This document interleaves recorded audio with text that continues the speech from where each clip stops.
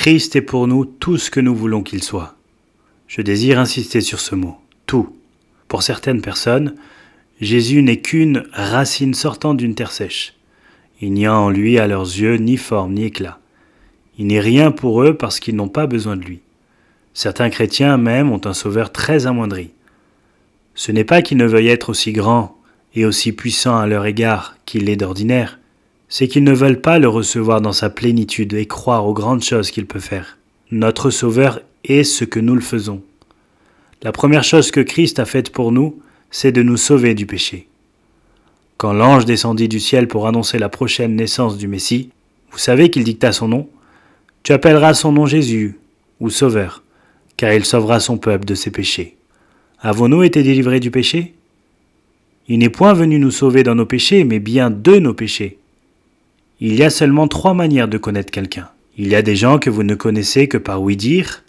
Il y en a d'autres à qui vous n'avez été présenté qu'une seule fois. Vous les connaissez fort peu, de vue seulement. Il y en a d'autres, enfin, que vous connaissez depuis des années. Ce sont des amis intimes. De même, je crois qu'il y a 3 classes de gens aujourd'hui dans l'Église chrétienne et en dehors d'elle. Il y a ceux qui connaissent Christ par ouï-dire, pour avoir lu l'Évangile. Ce sont ceux qui croient au Christ comme à une personne historique. Il y a ceux qui ont de lui une connaissance très superficielle. Et enfin, il y a ceux qui, comme saint Paul, désirent ardemment le connaître et l'efficace de sa résurrection. Plus nous connaissons Christ, plus nous l'aimons, et mieux nous le servons. Regardez-le suspendu à la croix, regardez-le ôtant le péché du monde. Il a été envoyé pour ôter nos péchés, et nous ne pouvons le connaître sans voir en lui, tout d'abord, celui qui nous sauve du péché. Vous vous souvenez de ce que disaient les anges aux bergers dans les plaines de Bethléem ? Voici, je vous annonce une grande joie, qui sera pour tout le peuple. C'est qu'aujourd'hui, dans la ville de David, le Sauveur, qui est le Christ, le Seigneur vous est né. Et dans le prophète Ésaïe, qui écrivait 700 ans auparavant, vous trouvez ces paroles. C'est moi qui suis l'Éternel, et il n'y a point d'autre Sauveur que moi. Mais Christ n'est pas seulement un Sauveur. Je puis tirer cet homme de l'eau où il se noie, et l'arracher ainsi à une mort prématurée, et cependant ne pouvoir rien faire de plus qu'un sauveur. Le sang placé sur la porte des Israélites les préserva de la destruction, mais il fallait qu'ils fussent aussi délivrés du joug des Égyptiens, et c'est ce que Dieu fit. Je ne puis admettre cette théorie que Dieu soit descendu pour nous sauver, et qu'il nous laisse en prison, esclaves de nos péchés favoris.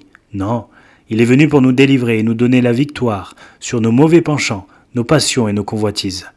Y a-t-il ici un chrétien qui soit demeuré l'esclave de quelque péché secret ? Si vous voulez être victorieux de ce vice, de cette convoitise, cherchez à connaître Christ plus intimement. C'est lui qui nous a délivrés, qui nous délivre et qui nous délivrera encore. Parmi mes auditeurs qui gémissent aujourd'hui dans les ténèbres, il n'y en a pas un seul qui ne puisse trouver le chemin s'il le veut. Je suis le chemin, a dit Jésus. Si nous le suivons, nous serons dans le bon chemin. Nous aurons la vraie religion. Je vais vous dire comment vous pouvez savoir si oui ou non vous suivez Jésus-Christ. Si quelqu'un vous a calomnié ou vous a mal jugé, agissez-vous à son égard comme votre maître aurait fait ? Si vous ne supportez pas les offenses dans un esprit de douceur et de pardon, toutes les églises, tous les pasteurs du monde ne peuvent faire de vous un vrai disciple. Si quelqu'un n'a point l'esprit de Christ, celui-là n'est point à lui. Romains chapitre 8, verset 9. Si quelqu'un est en Christ, il est une nouvelle créature. Les choses vieilles sont passées, voici toutes choses sont devenues nouvelles. 2 Corinthiens chapitre 5, verset 17. Christ n'est pas seulement le chemin, il est la lumière qui l'éclaire. Il a dit « Je suis la lumière du monde ». Il dit encore « Celui qui me suit ne marchera point dans les ténèbres, mais il aura la lumière de la vie ». Il est impossible à toute personne qui suit Jésus-Christ de marcher dans l'obscurité. S'il y a ici une âme dans les ténèbres, marchant à tâtons dans le brouillard de la terre, c'est qu'elle s'est écartée de la vraie lumière. Ah, que ceux qui marchent dans les ténèbres spirituelles laissent Christ entrer dans leur cœur. Il est la lumière. Je me souviens d'un tableau que j'estimais beaucoup autrefois, mais que je ne voudrais plus suspendre maintenant dans ma maison, car il donne une fausse idée de Jésus-Christ. Christ y est représenté, debout devant une porte fermée à laquelle il frappe, tandis que de l'autre main il tient une grande lanterne. Quelle dérision! Vous feriez aussi bien de suspendre une lanterne au soleil que d'en mettre une aux mains de Jésus. Il est le soleil de justice, et nous avons ce privilège d'être éclairés par un astre qui n'est jamais voilé. Bien des gens cherchent la lumière, la paix et la joie. Ce ne sont pas ces choses-là que nous devons rechercher. Si nous admettons Christ dans nos cœurs, elles y viendront d'elles-mêmes. Quand j'étais enfant, je m'amusais à courir après mon ombre. Un jour, en marchant au soleil, je vis en me retournant que mon ombre me suivait. Je pressai le pas, mais elle allait aussi vite que moi. Je ne pouvais m'en débarrasser. Ainsi, quand notre visage sera tourné vers le soleil de justice, la paix et la joie nous suivront. Quand Jésus-Christ expira sur la croix, la lumière du monde fut éteinte. Dieu avait envoyé son Fils pour être la lumière du monde, mais les hommes n'aimèrent pas cette lumière, parce qu'elle condamnait leurs péchés. Et lorsqu'ils étaient occupés à éteindre cette glorieuse clarté, que dit Jésus à ses disciples ? « Vous me servirez de témoins. » Il est monté là-haut pour intercéder pour nous, mais il veut qu'ici-bas, nous brillions à sa place. Vous êtes la lumière du monde. Notre tâche, c'est donc de briller. La lune reflète le soleil, et nous autres chrétiens, nous tirons notre lumière du soleil de justice. Ce qui fait le plus de mal à la cause de Christ, ce n'est pas l'incrédulité, le scepticisme du monde, mais c'est ce formalisme froid et mort, cette trop grande ressemblance avec le monde que l'on condamne, ce contraste entre la profession et la vie. Les yeux du monde sont sur nous. Certaines personnes demandent « Qu'est-ce que la vérité ?» Écoutez, « Je suis la vérité, dit Jésus-Christ. » Si vous voulez connaître la vérité, connaissez Jésus-Christ. Bien des gens se plaignent aussi de n'avoir pas la vie. D'autres s'efforcent de se procurer par eux-mêmes la vie spirituelle. Vous pouvez vous galvaniser, vous électriser vous-même, si je puis ainsi parler, mais l'effet n'en sera pas long. Christ seul est l'auteur de la vie.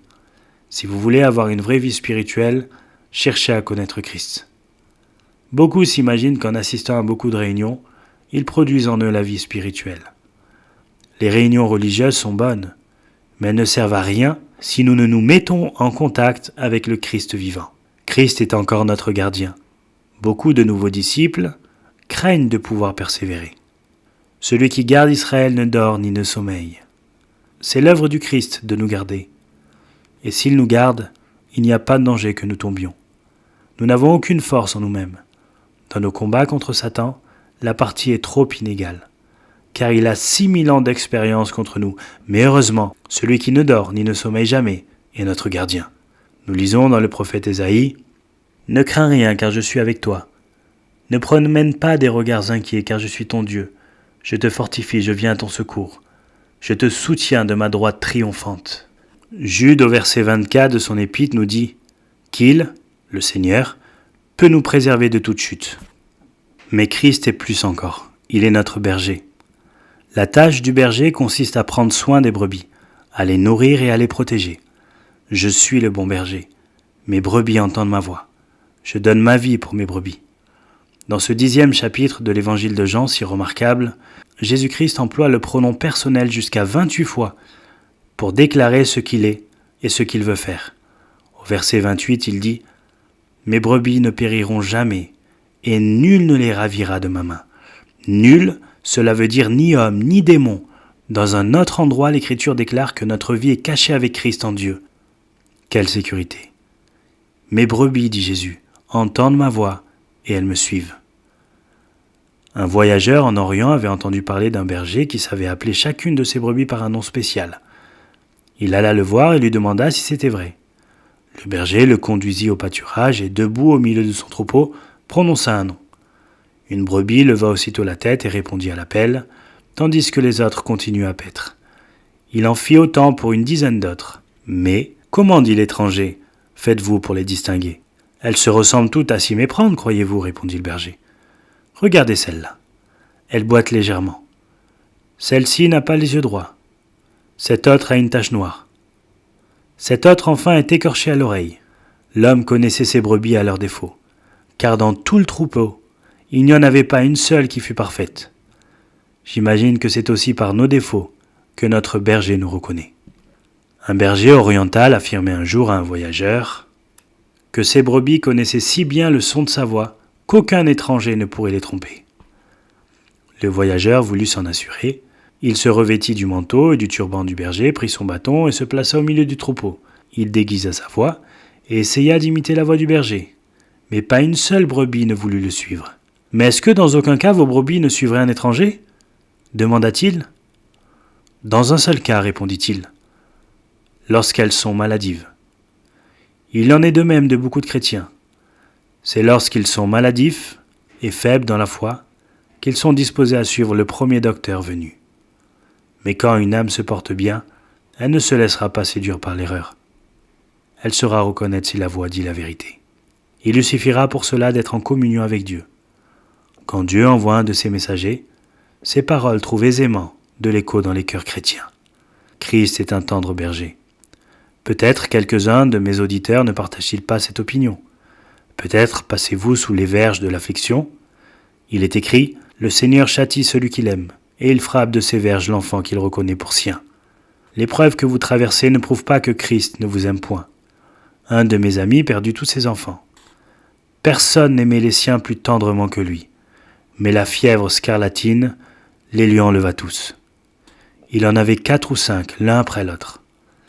Les pauvres parents, le cœur brisé, s'en allèrent voyager. Ils arrivèrent ainsi en Syrie. Un jour, ils virent un berger au bord d'un ruisseau, se disposant à le franchir, suivi de son troupeau. Les moutons s'approchèrent de la rive et regardèrent l'eau courante, mais ils avaient peur. Aucun d'eux ne voulait répondre à l'appel du berger. À la fin, celui-ci prit un agneau et le mit sous son bras. Il en prit un autre et le mit sous l'autre bras, et franchit ainsi le torrent. Les brebis ne s'arrêtèrent plus à regarder l'eau avec inquiétude. Elles s'élancèrent à la suite de leurs petits, et tout le troupeau entraîné par elles se trouva bientôt de l'autre côté. Le berger les rassembla de nouveau et les conduisit à de meilleurs pâturages. Le père et la mère désolés, témoins de cette scène, comprirent la leçon qu'elle renfermait pour eux. Ils ne murmurèrent plus de ce que le grand berger avait porté leurs agneaux, l'un après l'autre sur l'autre rive, mais ils commencèrent à porter leurs yeux en haut et en avant, vers le pays où leurs enfants les attendent, et vers le temps où ils les reverront. Si vos bien-aimés sont partis, souvenez-vous que le berger vous appelle à mettre votre affection dans les choses qui sont en haut. Soyez-lui fidèles et suivons-le tant que nous sommes de ce côté-ci de la tombe. Et si quelqu'un parmi nos auditeurs ne l'a pas encore pris pour son berger, qu'il le fasse à ce moment même. Christ n'est pas seulement tout ce que je viens de dire, il est aussi notre médiateur, celui qui nous justifie et celui qui nous sanctifie. Il faudrait une journée entière pour dire ce qu'il veut être pour chacun de nous. Voici une description de Christ que j'ai découverte quelque part sans que je puisse dire quel en est l'auteur. Christ est notre chemin, nous marchons en lui. Il est notre vérité et nous l'embrassons. Il est notre vie, nous vivons en lui. Il est notre Seigneur, nous le choisissons pour régner sur nous. Il est notre Maître et nous le servons. Il est notre docteur, nous instruisant dans les voies du salut. Il est notre prophète, nous révélant l'avenir. Il est notre prêtre, ayant offert pour nous le sacrifice d'expiation. Il est notre avocat, toujours vivant pour intercéder pour nous. Il est notre sauveur, et il sauve jusqu'aux extrémités de la terre. Il est notre racine, nous croissons par lui. Il est notre pain, nous nous nourrissons de lui. Il est notre berger, nous conduisant de vers pâturages. Il est le vrai cep, nous demeurons en lui. Il est l'eau vive qui nous désaltère. Il est le plus beau entre les fils des hommes. Nous l'admirons plus que tous les autres. Il est l'éclat de la gloire du Père, l'image empreinte de sa personne. Nous nous efforçons de refléter son image. Il est le soutien de toutes choses. Nous nous reposons sur lui. Il est notre sagesse. Nous sommes guidés par lui. Il est notre justice. Nous mettons sur lui toutes nos imperfections. Il est notre sanctification. Nous tirons de lui toute notre force pour vivre saintement.